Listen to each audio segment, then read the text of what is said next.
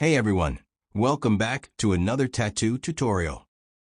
In this video, I'm going to show you how to make 4 shades of gray wash from lightest to darkest, using accurate and simple ratios.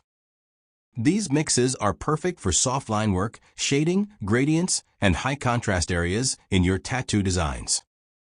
What you'll need: black tattoo ink, preferably liner black or triple black. For ink caps, shading solution or distilled water, if you don't have a professional solution. Mixing the gray wash.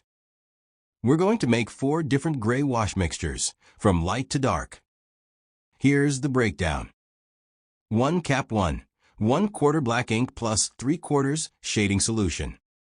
2 cap 2, 1/2 black ink plus 1/2 shading solution. 3 cap 3, 3/4 black ink plus 1/4 shading solution. 4 cap 4, 100% pure black ink, no dilution. How to use each shade. Cap 1, 25%, great for very light shading, places where you don't want solid white, but also don't want to go dark. Perfect for soft fades and backgrounds. Cap 2, 50%. A mid-tone wash that works well for soft facial shadows, like around the eyes, nose, and under the lips in portrait tattoos. Cap 3, 75%. Use this for darker shading inside the eyes, defining hair shapes, and building contrast in deeper areas. Cap 4, 100%.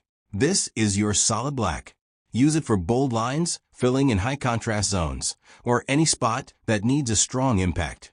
Having these 4 different gray wash tones prepared will give you full control over your shading and contrast. Once you get used to using them, you'll see a huge improvement in your tattoo quality and smoothness. If you found this helpful, don't forget to like the video, subscribe, and hit the bell icon so you don't miss the next tutorials.